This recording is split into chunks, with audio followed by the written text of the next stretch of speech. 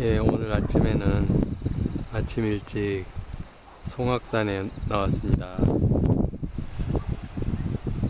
저 형제섬 사이로 해가 떠오르는 모습이 아름다운데 오늘은 구름이 잔뜩 껴가지고 해가 잘 보이지 않습니다. 그래도 아마 저 구름 뒤에는 여러분의 마음속에도 비춰줄 뜨겁고 환한 해가 떠오르고 있을 겁니다. 지금 이 시간에 비행기를 타고 가면 저 해가 아주 아름답게 보일 텐데 지금 지상에서 보는 해는 얼굴이 보이지 않습니다.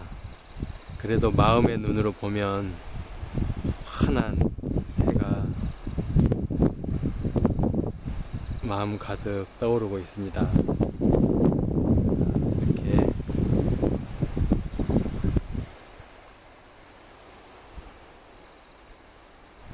카메라 성능이 좀 안 좋아서 이렇게 흐리게 나옵니다. 여기는 지금 송악산 입구입니다. 여기는 지금 바로 앞에는 해녀집 상무 어촌계 해녀집 있는데 여기에서 몇 년 전에 그 해녀 딸인 허유미 시인이 어린이들을 상대로 해녀 이야기를 했던 생각이 납니다.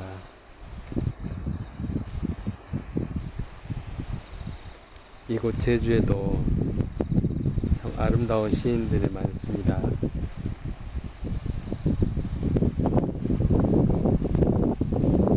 지금은 이렇게 텅텅 비어 있는데 낮에는 해녀분들이 와서 여기서 직접 잡은 소라도 팔고 그렇습니다.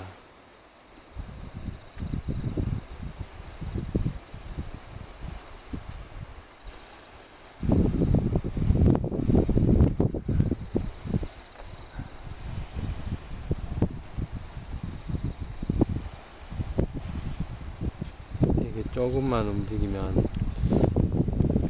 화면이 잘 안 나오네요.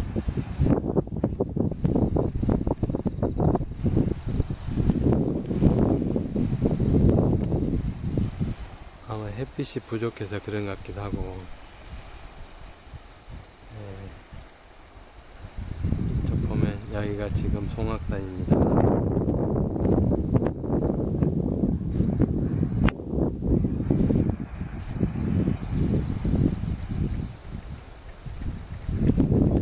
여기는 오래된 간판이 하나 있는데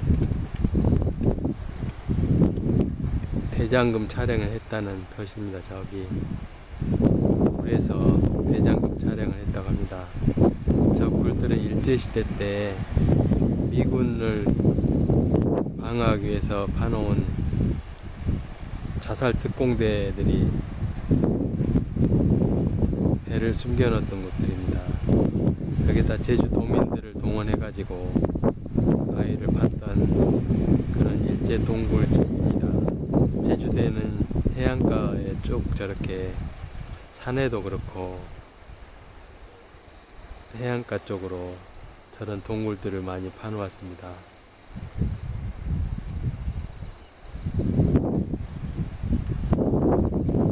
저 동굴 속에서 바라보는 형제섬도 멋있습니다.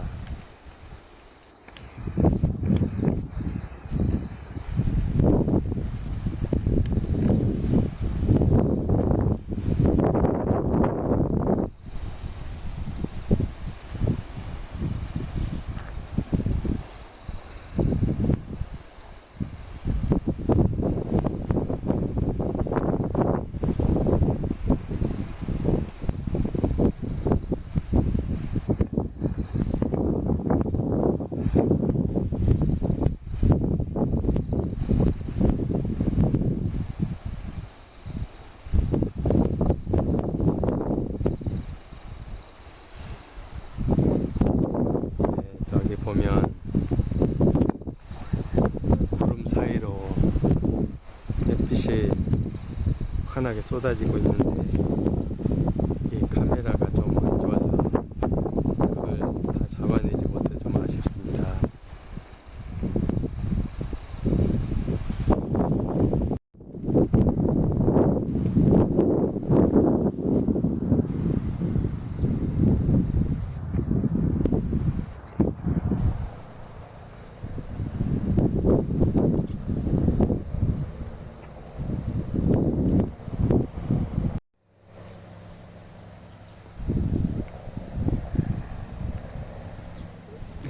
여기는 포토존을 만들어 놓은 것 같은데 참 재미있습니다. 어떻게 보면 제주도의 실상을 그대로 형상화해 놓지 않았나 그런 생각이 듭니다. 제주도에는 확실히 여성분들이 생활력도 강하고 목소리도 센 것 같습니다. 그래서 여자분들은 비록 일은 열심히 하지만 왼쪽에 보면 왼쪽에는 해녀상이고 오른쪽에는 물 깃는 그 할머니상인데 여자분을 양쪽에 크게 만들어 놓고 뒤에 할아버지는 아주 조그맣게 만들어 놓은 게 참 인상 깊습니다. 아무래도 저 할아버지는 일을 하지 않고 집에서 놀고 있지 않나 그런 생각이 듭니다. 그래서 저절로 웃음이 나오는 그런 형상입니다. 그래도 할아버지는 좋다고 하트를 그리고 있습니다.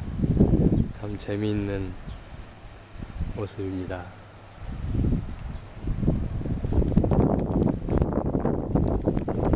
지금 이제 해가 좀 더 붉은 모습으로 구름을 전체적으로 좀 붉게 물들이고 있습니다.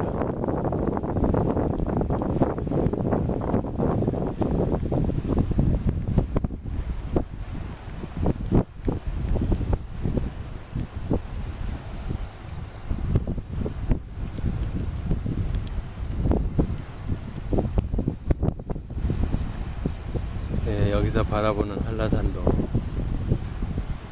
나름대로 멋있습니다. 저 불이 깜박깜박 하는 데가 발전소고 그 바로 옆에가 월라봉이고 그 바로 월라봉 바로 뒤에가 군산이고 그 뒤에가 한라산이 쭉 보입니다.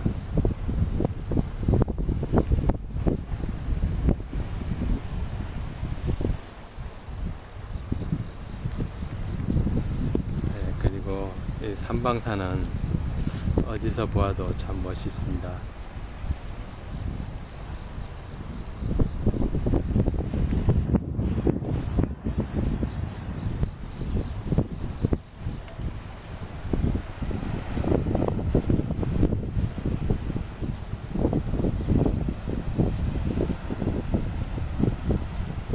오늘 아침 저 형제섬 사이로 떠오르는 해를 보여주고 싶었는데 오늘은 구름이 잔뜩 껴서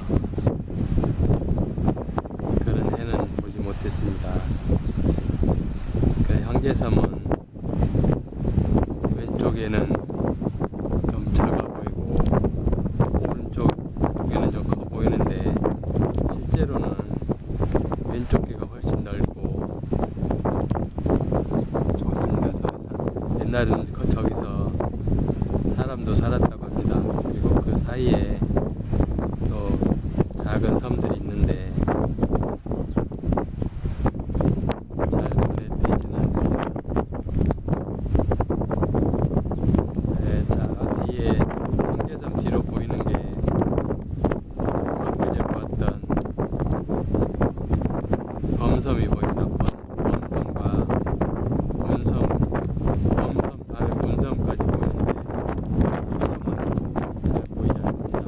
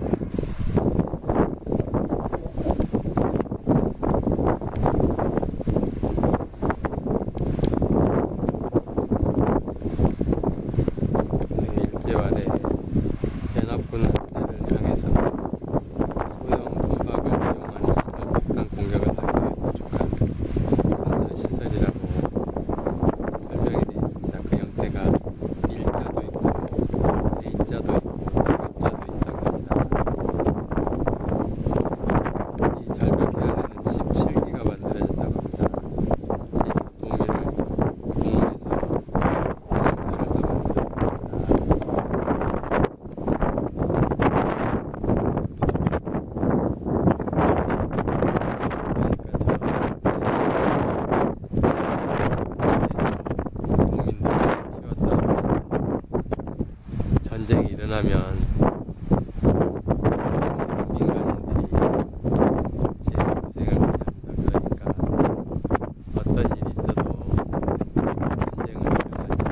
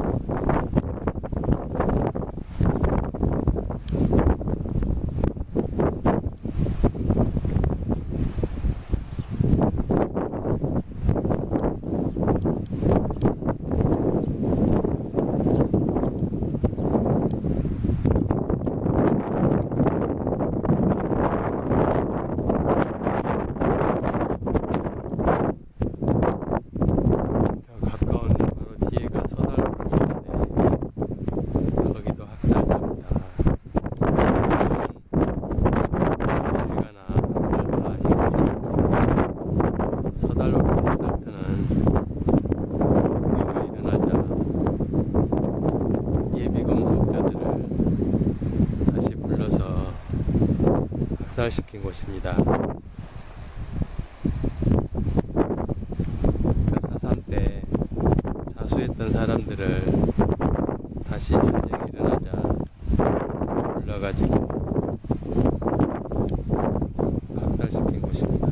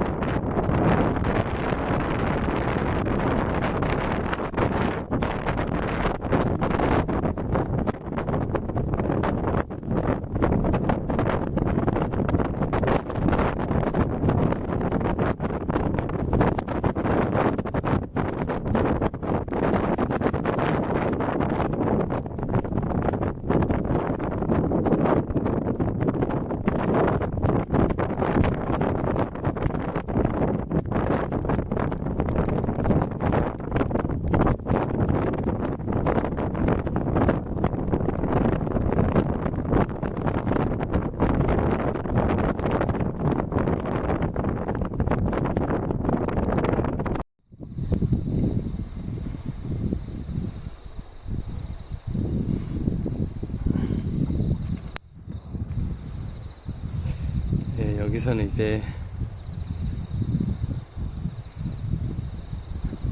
범섬과 문섬과 섭섬이 다 보입니다. 예, 그리고 이 앞에 있는 풀들은 새라고 하는 풀인데, 이 새가 제주도에서는 굉장히 중요한 풀이었습니다. 제주도는 벼농사를 많이 하지 않기 때문에 볏집이 없는데, 옛날 육지에는 초가지붕을 볏집으로 했는데, 이 제주도에서는 이 새로 지붕을 만들었다고 합니다. 그래서 서귀포에 있는 새섬이라는 섬이 있는데, 그 새섬에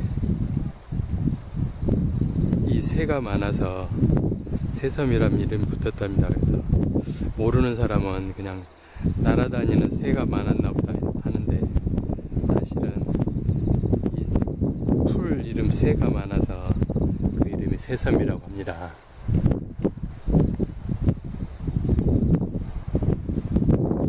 그래서 사람은 보면 그 환경에 따라서 많이 바뀌는 것 같습니다.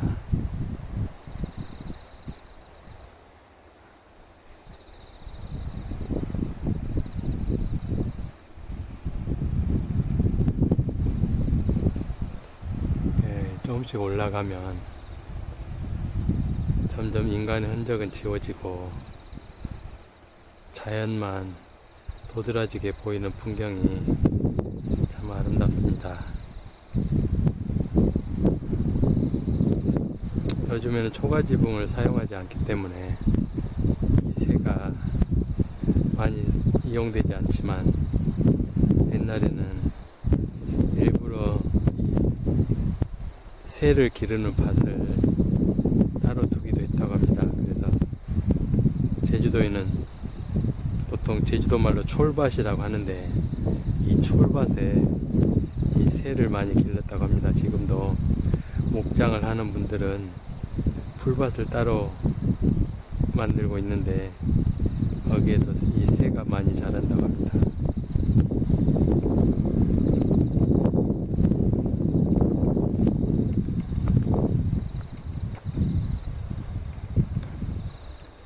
그래서 이 새를 보면, 옛날에 나도 직접 초가지붕을 만들고, 저희 고향에서는 마람이라고 했는데, 볏집을 엮어서 마람을 만들어서 지붕에 올리곤 하던 그런 생각이 납니다.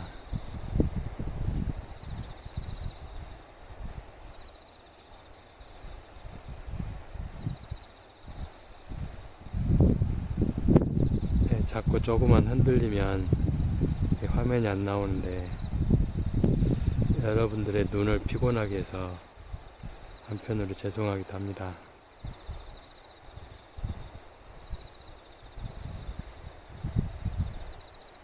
이렇게 여기에 새가 참 많이 나 있습니다.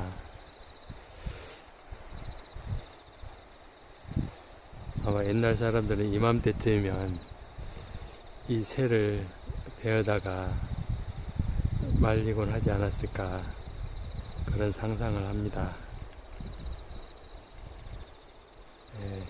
형제섬이 참 바다만 딱 있는 것보다 바다에 섬이 딱 있으면 바다도 심심하지 않고, 그래서 섬이라는 게 참 어떻게 보면 외로운 존재지만, 그 외로움이 있음으로써 보는 사람으로 하여금 덜 외롭게 만드는 그런 존재가 섬이 아닌가 생각됩니다. 그래서 2026년에 여수에서는 세계 섬 박람회를 한다고 하는데, 여수가 참 섬이 많은 섬입니다. 그래서 보통 365개라고 하는데,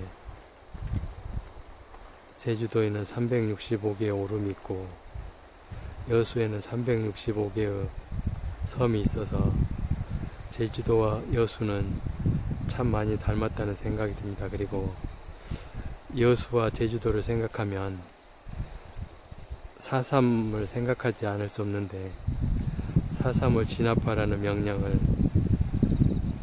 반대해서 10월 달에 일어난 제주 민중항쟁과 제주 4.3은 뗄래야 뗄 수 없는 관계가 아닌가 그런 생각을 합니다. 그리고 그 당시만 해도 제주도는 같은 전라남도였기 때문에 더욱 형제를 느끼지 않았을까 그런 생각이 듭니다. 이 제주도는 해방 당시에는 전라남도 제주군이었습니다.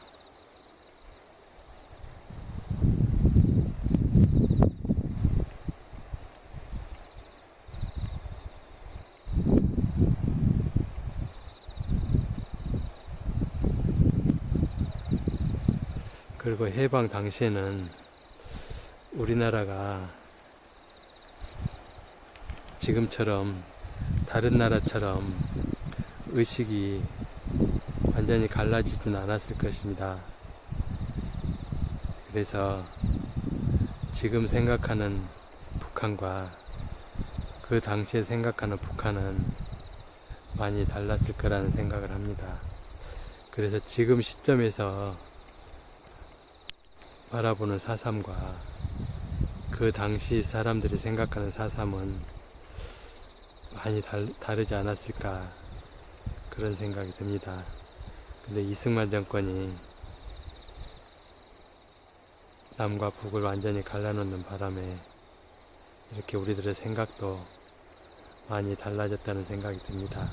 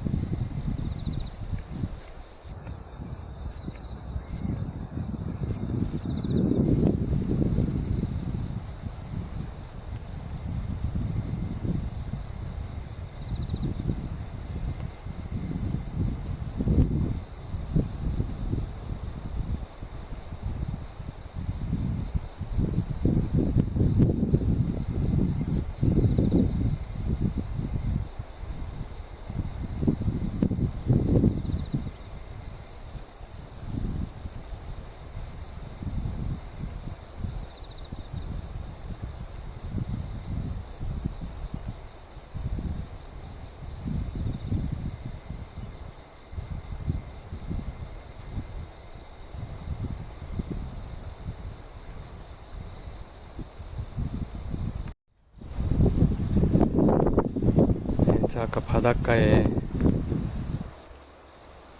동굴도 있지만 이렇게 산 위에도 동굴이 있습니다.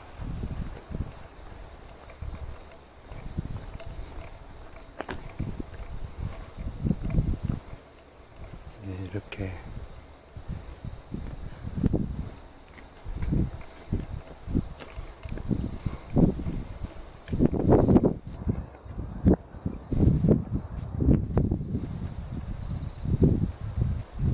송악산 일제 동굴진지라고 해서 송악산 외부 등선 해안에 있는 이 시설물들은 당시 일본군이 군사시설로 1943년에서 45년 사이에 만들어졌다고 합니다.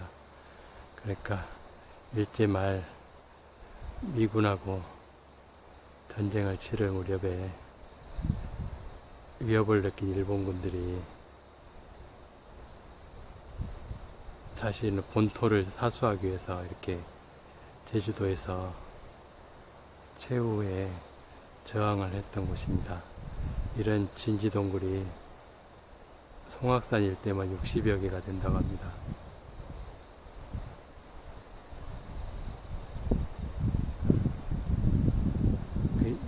특히 이쪽에는 비행장이 있어가지고 알뜨르 비행장이 바로 곁에 있는데 알뜨르 비행장을 지키기 위해서 서달오름 고사포 동굴진지도 있고 해안동굴진지, 알뜨르 비행장 비행기 경납고, 지하 벙커, 이교동 군사시설, 모슬봉 군사시설 이런 게 많이 있었던 지역입니다. 그래서 이쪽을 아마 평화공원으로 조성하기 위해서 지금 준비를 하고 있는 것으로 알고 있습니다.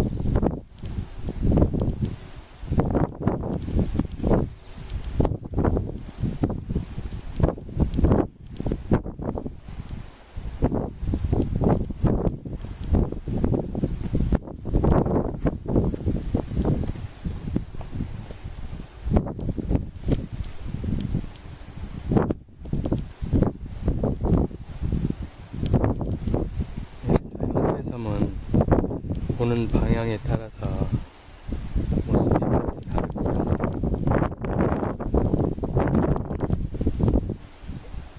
자, 왼쪽에는 엊그제 갔던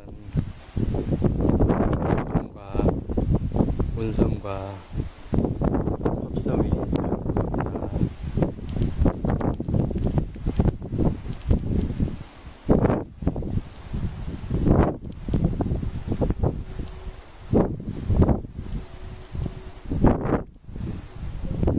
이게 지금 아침 해가 자신의 얼굴을 직접 보여주진 않지만 자신의 존재를 알리기 위해서 구름에 자신의 목소리를 새기고 있는 것 같습니다. 아마 이 목소리는 저런 붉은색이 아닐까. 아침에는 저런 붉은색이었다가 낮에는 또 흰색으로 바뀌었다가 시간에 따라서 모습도 바뀌고 목소리도 바뀌고 그럴 것이라는 생각이 듭니다.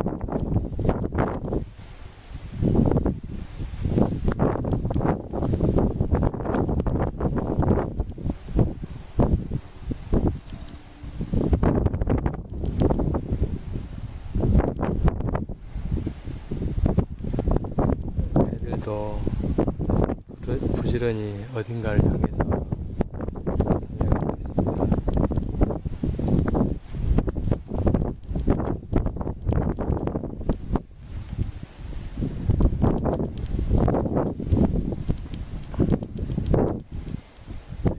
이쪽 사계 해안이 참 아름다운 곳인데 이런 해안과 이런 풍광이 제주시 가까이 있었다면 아마도 사람들이 너무 많이 와서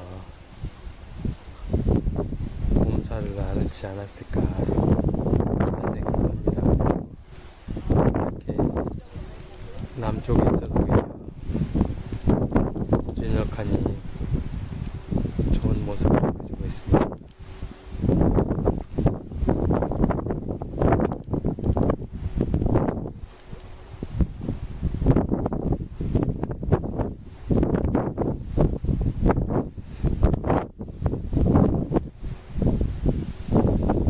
이곳 형제섬 앞에서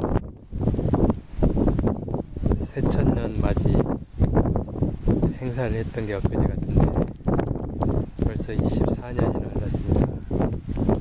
그때 행사에서 내가 행운권으로 시계를 받았는데 그때 기억이 지금도 생생합니다.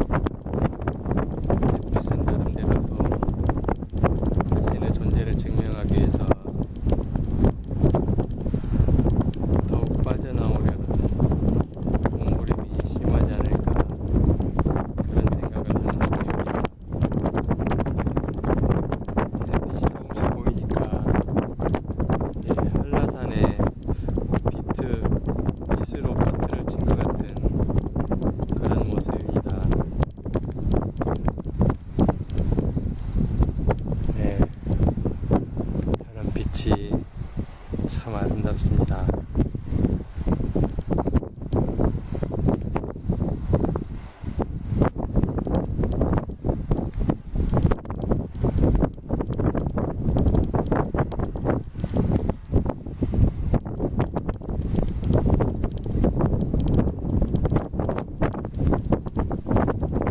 어젯밤에 혹시 한라산이 악몽을 꿨다면 그 악몽을 싹 씻어내주려는 그런 비스 마음이 일으켜집니다. 오늘도 해가 떴으니, 오늘도 희망이 왔으니 어제의 악몽을 털어버리고 오늘 하루도 새롭게 시작하자는 그런 메시지가 담긴 것 같습니다. 아무리 구름이 두꺼워도 구름을 뚫고 나오는 저 강한 비스 정신력처럼 우리도 어떤 어려움이 닥쳐도 밝은 내일을 위해서, 아니 아름다운 오늘을 위해서 열심히 그리고 희망차게 하루를 시작해야 되겠습니다.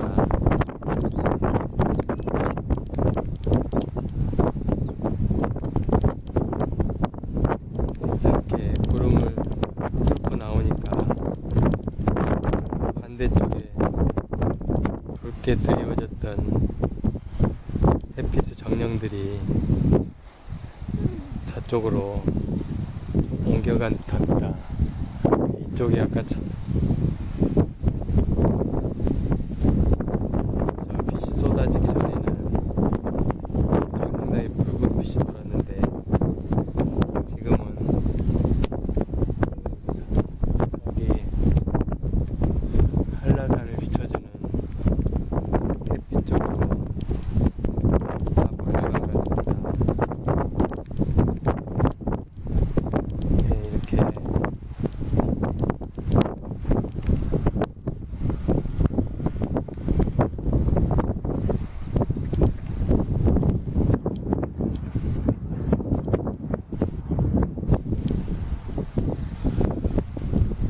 혹시 여러분에게도 저 구름 같은 두꺼운 어둠이 드리워져 있다면 조금이라도 틈을 주어서 햇빛이 들어올 수 있도록 조금만 더 노력을 해주시면 반드시 그런 햇빛이, 희망이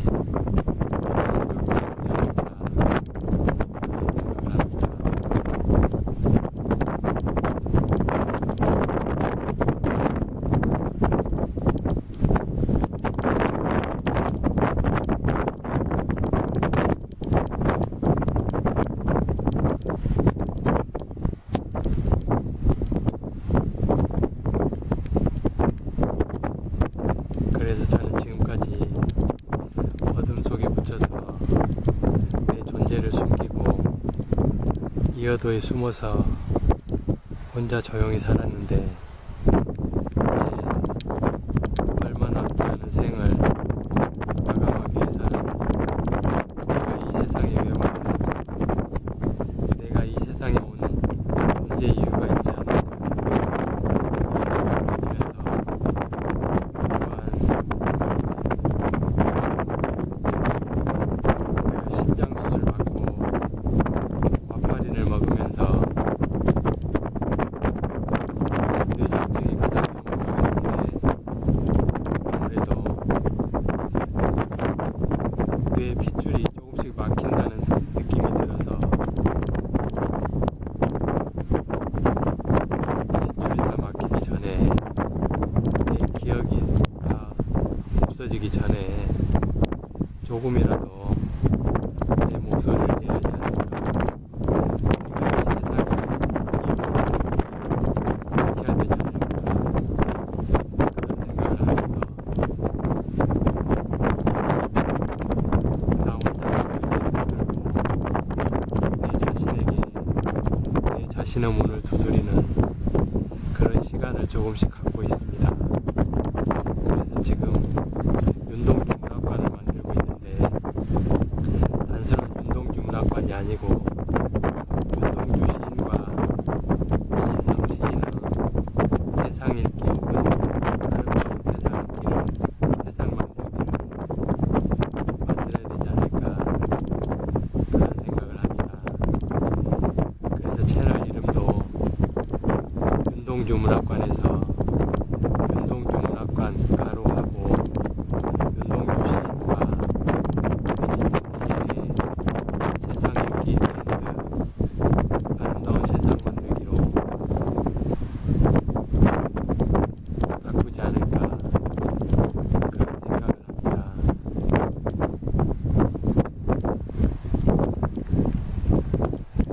그래서 죽는 그날까지 내 자신을 찾고, 또한 내가 이 지상에 왔으니까 이 지상에서 조금이라도 의미 있는 일을 해야 되지 않을까, 그리고 떠나야 되지 않을까. 내 삶은 어차피 계속 반복되지만 내가 다음 생에는 이 지구에 다시 태어나지 못하고 내 고향 토성으로 가지 않을까 그런 생각을 하는데, 이 지구에 왔으면 이 지구에 필요한 일을, 이 지구에서 의미 있는 일을 좀 해야 되지 않을까 그런 생각을 하는 아침입니다.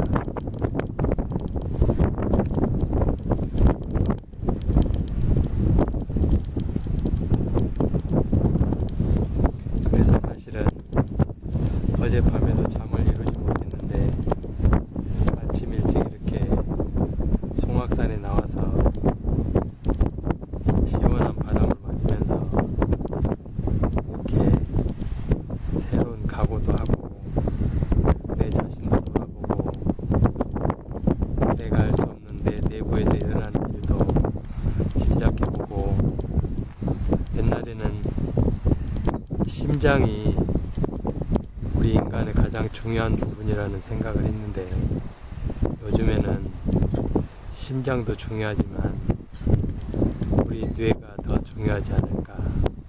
우리 뇌가 바로 우리 심장이 아닐까.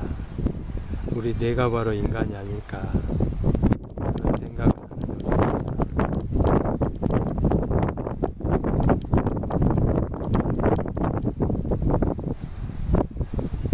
해가 저 위로 조금 얼굴을 보여주지 않을까 그런 생각을 합니다. 구름 틈으로 나오는 저 햇살이 참 좋습니다.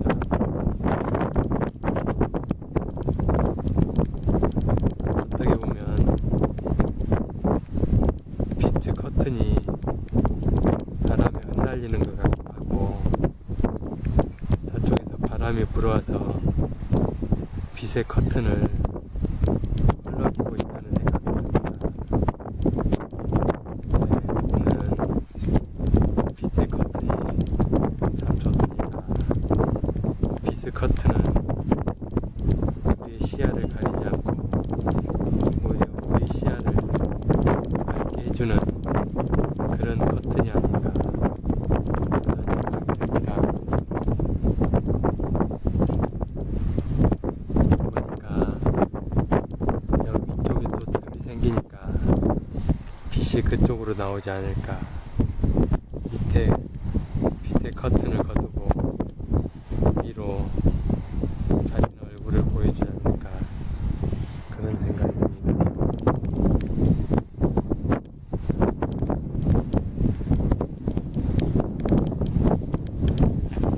하늘에는 구름이 있어도 오히려 우리들의 상상을 자극하고 우리들의 감추어진 모습을 보여주지 않나. 그리고 저 구름은 가만히 있는 것 같지만 늘 움직이고, 또한 우리들의 마음속에 있는 구름들도 이렇게 우리들을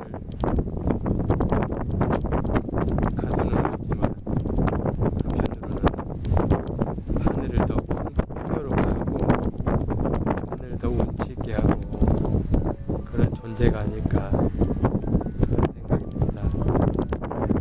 그러니까 알람 시간이 걸리는데 지금이 8시가 되지 않았을까, 7시 반쯤 되지 않았을까 생각이 듭니다.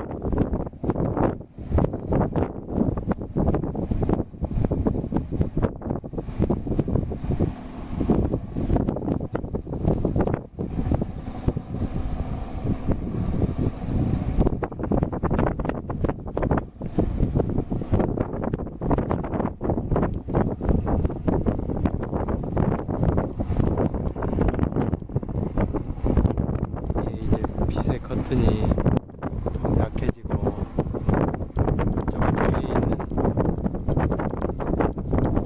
꼭 창구멍 같이 눈에 구멍 뚫린 것 같이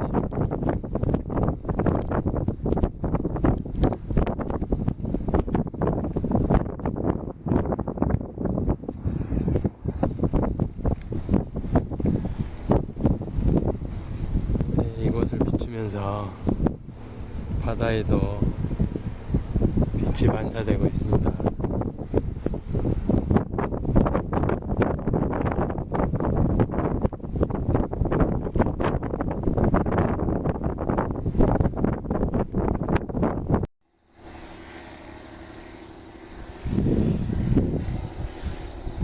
네, 여기에는 승마장이었는데 저 포장도 찾았는데 요즘에는 하지 않는지 이렇게 사람 흔적이 잘 보이지 않습니다. 옛날에는 가격도 써놓고 했는데 혹시 이 승마장을 운영하는 분이 돌아가시진 않았나 그런 생각도 들기도 합니다. 저기 승마장 안에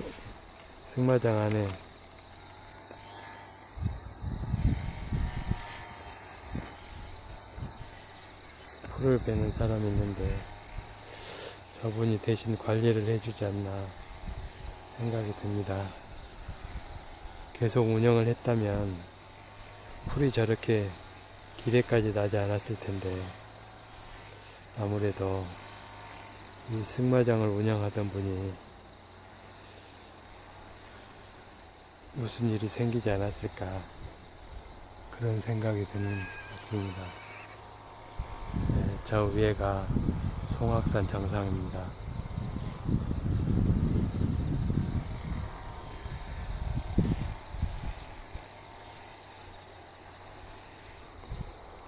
오늘은 송악산 정상에는 가지 않고 저기 마라도 전망대 가서 보고 돌아가야 되지 않을까 그런 생각이 듭니다.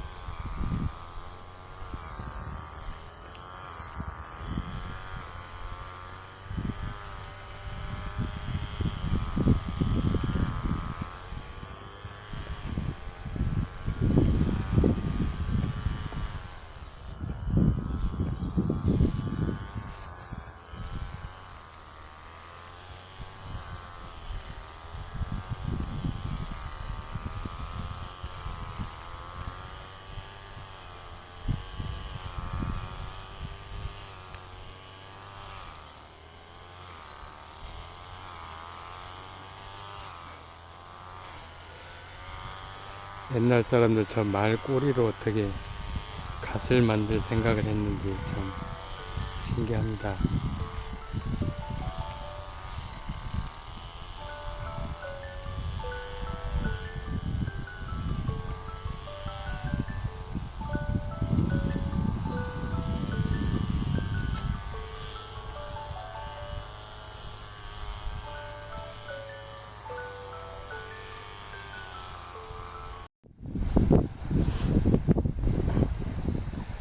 네, 여기는 지금 송악산 전망대입니다.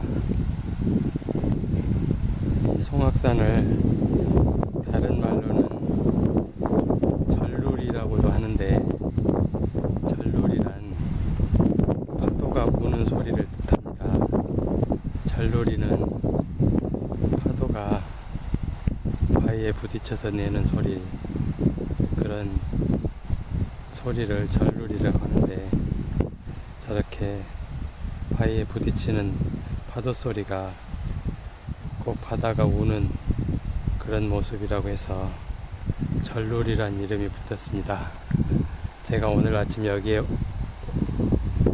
것은 여러분들에게 저기 보이는 마라도와 카파도를 보여주기 위해서 이렇게 올라왔습니다. 왼쪽에 있는 작은 섬이 마라도고, 오른쪽에 있는 좀 납작한 섬이 카파도입니다. 마라도는 옛날에 군함처럼 보였다고 해가지고 일본군들이 놀래가지고 이군 군함이 쳐들어온 줄 알고 대포를 쏘았다는 그런 이야기도 전해져 옵니다. 그래서 보면 잠수함 같기도 하고 군함 같기도 하고 또 어떻게 보면 고구마 같기도 하고 그렇습니다. 거의 카파도는 제가 볼 때는 여기서 보면 학꽁치 같이 보이는데 하늘에서 내려다 보면 꼭 가오리처럼 보인다고 해서 가오리 섬이라고도 합니다.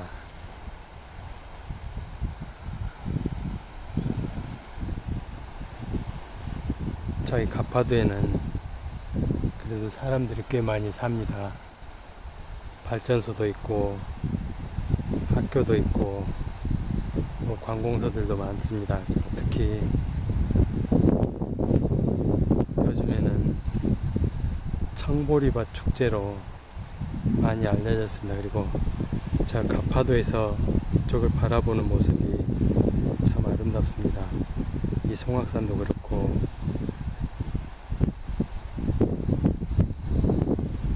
한라산도 참 멋있게 보입니다.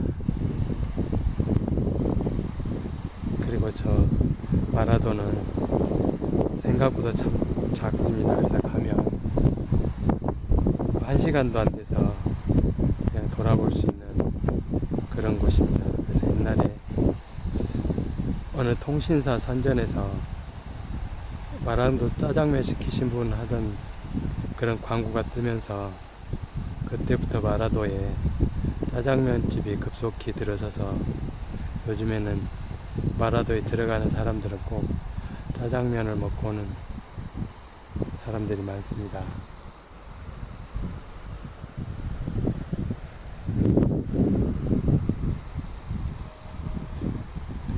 우리나라 최남단 섬이 마라도라고 하는데 내 의식 속에는 마라도 너머에 있는 이어도까지 보이기 때문에 내 의식적으로는 이어도가 최남단이 아닌가 그런 생각을 자주 하면서 살았습니다.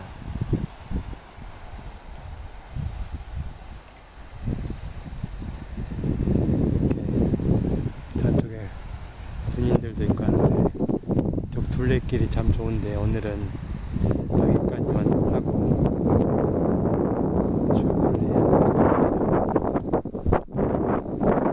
시간이 여유가 있었으면 저 위에도 올라가서 위에가 분화구가 있는데 분화구가 상당히 깊습니다. 그래서 다음에 저 분화구를 따러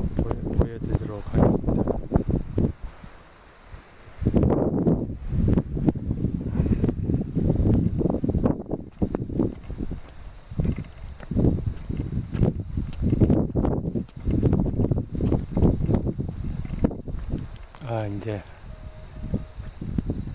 한라산이 잘 보이네. 아까는 한라산이 구름도 있고 잘 안 보였는데 여기서는 한라산이 잘 보입니다.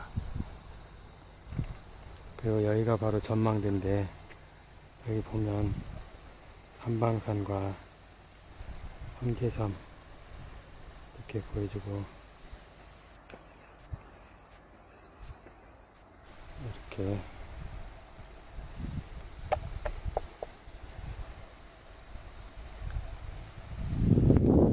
이쪽에는 마라도와 가파도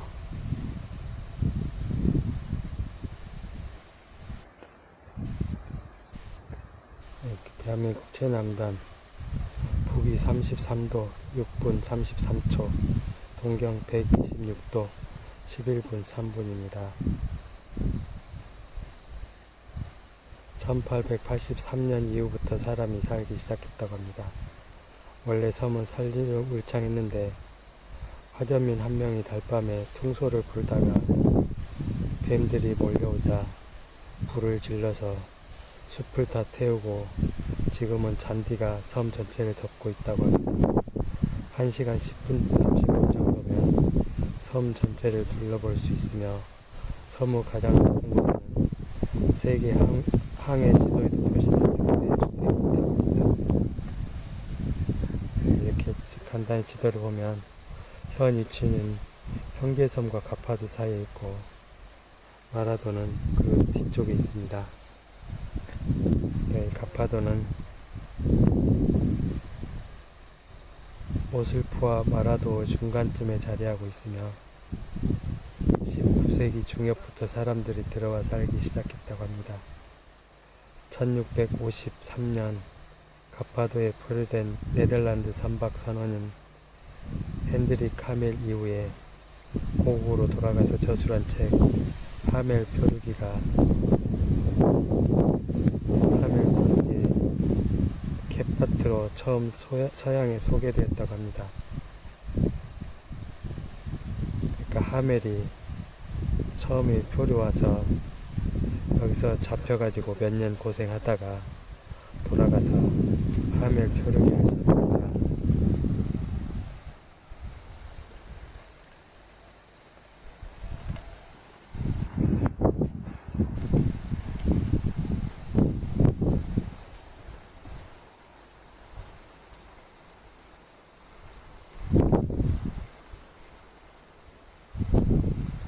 보면 여기도 이렇게 새가 자라고 있습니다.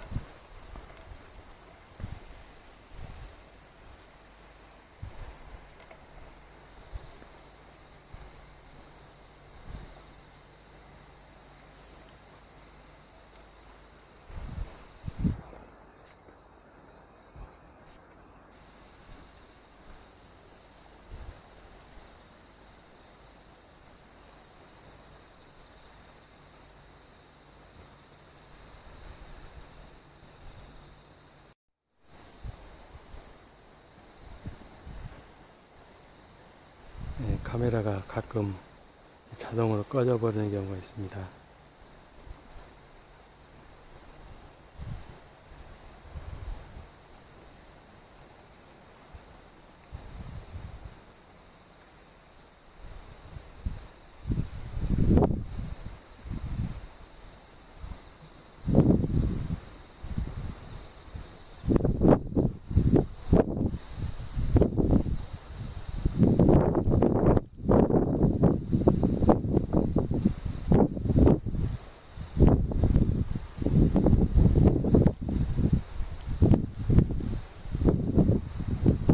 여기서는 단산도 보입니다. 제주도 말로 박움지 오름이라고도 하는데 박쥐를 닮았다고 해서 박움지 오름이라고도 합니다. 저기 바로 단산 앞에가 그 대정 향교가 있는데 그 향교에는 추사 김정희 선생님은 세안도에 나오는 소나무 모양의 소나무가 있습니다. 그 추사 선생님이 거기 현판도 써주시고, 거기 여기 가까운 데서 유배 생활을 했는데 거기 가서 유생들을 가르치기도 했다고 합니다. 그래서 아마 그 소나무를 보고 세안도를 그리지 않았을까 그런 생각이 듭니다.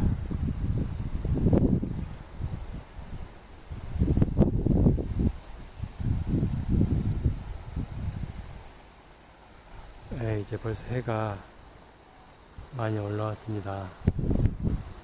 여기까지 올라왔네요. 오늘은 구름이 잔뜩 껴서 해의 모습을 전면적으로 보이지는 않았지만 그래도 해의 꼬리처럼 해의 커튼이 자꾸 구름 사이로 내려와서 자신의 존재를 증명하고 있습니다.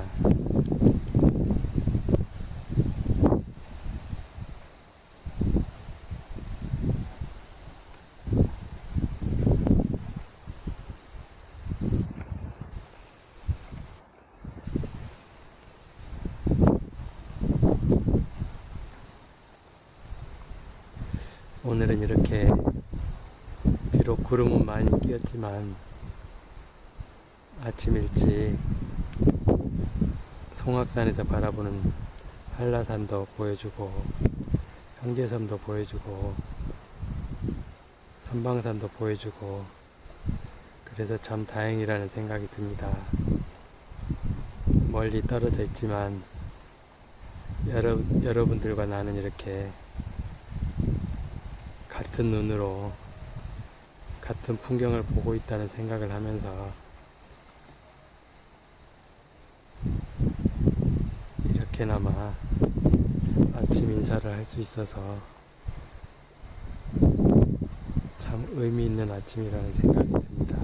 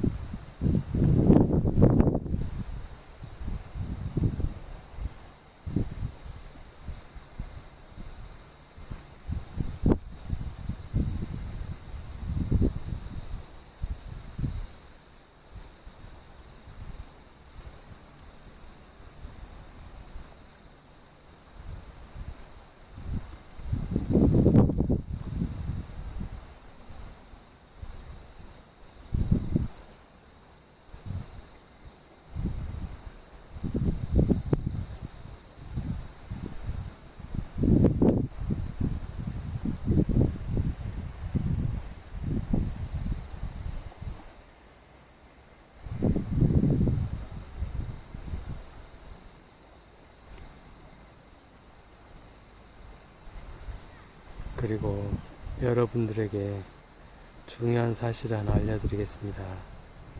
혹시 여러분들이 형편이 좋지 않아서 빚을 지었는데 빚쟁이가 자꾸 빚을 갚아라고 하면 이쪽 전망대로 데리고 오라고 합니다. 그래서 이 전망대에서 마라도와 가파도를 보면서 내가 사정이 이렇게 어려운데 꼭 갚아야 되겠냐고 물으면 나에게 빚을 빌려준 사람이 뭐 갚아도 되고 말아도 되고 한다고 합니다. 그렇게 이렇게 이 넓은 바다를 보면 사람이 마음이 넓어져서 사람을 힘들게 하지 않고 상대방의 어려움도 헤아려 줄 수 있는 그런 아량이 생긴다는 그런 이야기가 있습니다. 그러니까 빚을 많이 져서 갚지 못하는 형편이라면 꼭 빚쟁이를 데리고 이쪽에 와서 사정 얘기를 하고 꼭 부탁을 하면 좋지 않을까 생각을 합니다. 웬만한 사람은 다 그렇게 대답을 한다고 합니다. 뭐 형편이 그러면 갚을 아파도 되고 말아도 되고 그렇게 대답을 한다고 합니다. 예, 이제 해가 바다에도 밝게 비치고 있습니다. 예. 저 수평선에도 띠를 만들고 바다에도 강렬한 윤수를 만들어내고 있습니다. 이렇게 구름 사이로 드디어 해가 얼굴을 보여주고 있습니다.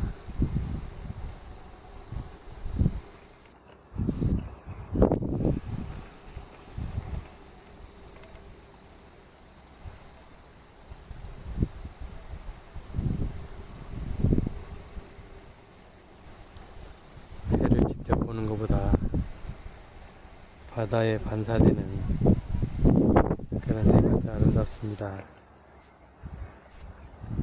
사람도 그런 사람이 있습니다. 직접 만나는 것보다 간접적으로 소문으로 만나는 것도 한 방법이 될 것입니다.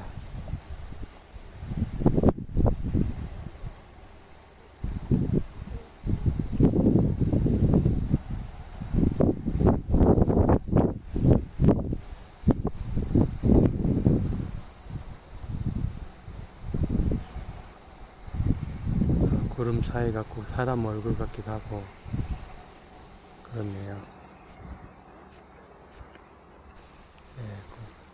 자세히 보면 고양이 얼굴 같기도 하고 쥐 얼굴 같기도 하고 사람 얼굴 같기도 하고 그렇습니다.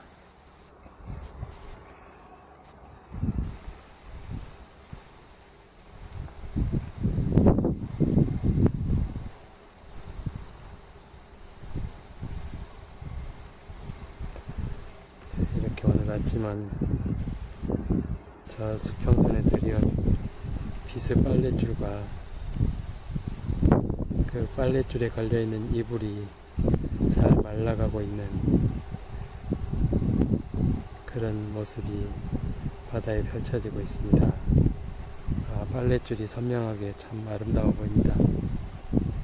여러분도 저 빨랫줄에 혹시 젖은 마음이 있다면 걸어서 말려보는 하루 되시기 바랍니다.